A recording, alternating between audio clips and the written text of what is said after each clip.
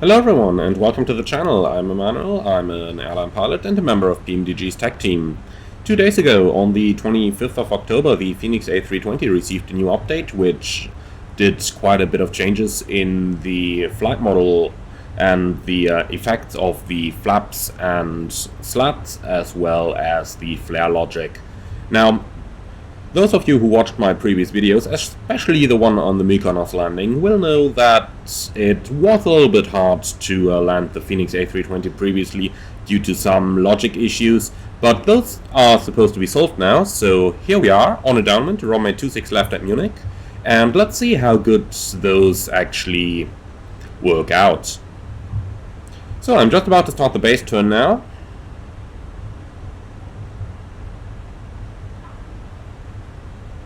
This will be an all manually flown raw data ILS approach, and the aim will be to flare the plane at 30 feet, which is the approximately normal altitude at which you start the flare on the A320, and then to see if we can achieve a smooth landing with it. The aim on this one is not going to be to put it right on the aiming point, but just to do a smooth landing. Fenix themselves have said that it will be necessary to retrain your landing skills with the aircraft after the recent changes, so I am very much looking forward to see how it's gonna feel now. Let's go flap 1 here and see the effects of the flap deployment, or rather of the slat deployment I should say, since flap 1 in the Airbus in flight will only extend the slats but not the flaps. And this actually looked like quite a decent model to me. I'm slightly overshooting the localizer here, but that's not going to be too much of an issue. We'll keep the aircraft at the S speed for the moment, and then we'll see how well it's going to slow down later on the glide slope following the standard Airbus profile. For those of you who are not aware of the standard Airbus approach profile, the aim is to maintain flap 1 until 2,000 feet above the aerodrome elevation, so that is 3,500 on the altimeter in this case. Then extend flap 2. When flap 2 is down, take the gear. When the gear is down, flaps 3, flaps full, and that is supposed to provide quite a good deceleration rate and quite some good aircraft management. So here we are, 3,500 feet. Let's go flaps 2.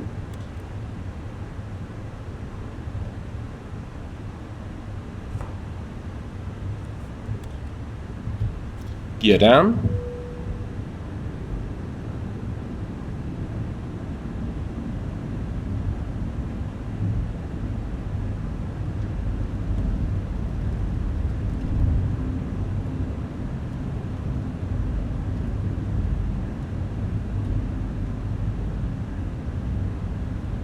Flap 3. I'm doing no side stick input right now.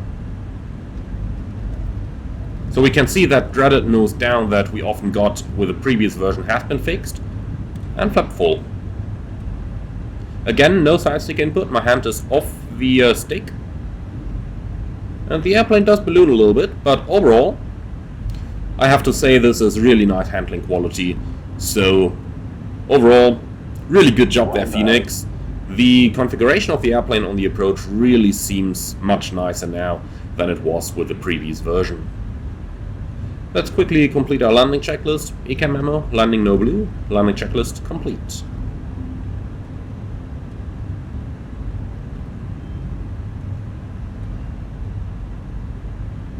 A little bit of turbulence in the approach here, but that just makes things a little bit more juicy.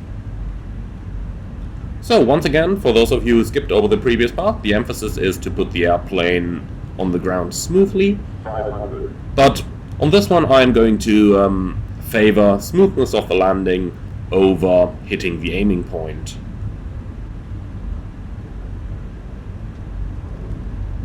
Which is of course not what you would do in real life, but this is just for purposes to see how well the new Fenix update works. Minima. Continue. 100. 50, 40, 30, A320, restart.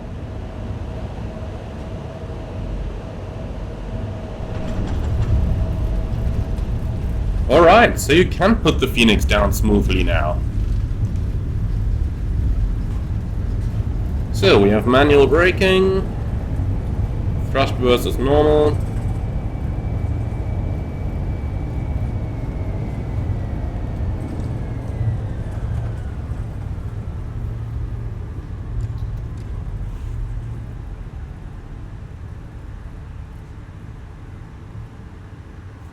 Alright, that's it. So, my first impression, the fixes work, and the airplane can be landed very nicely and smoothly now. Now, from now on, I'll have to train hitting the aiming point a little bit more with it, and hitting the aiming point in a smooth way. But overall, really good fixes there, and I'm looking forward to feature the Fenix in a future live stream, hopefully showing you the rest of the new fixes as well. For now, thank you very much for watching, and as always, if you do want to support the channel, you can do that through the Buy Me a Coffee link in the video description below, or if you want to become a permanent supporter, use the Patreon link. For now, thank you very much for watching, and I'm looking forward to see you all again on the next one.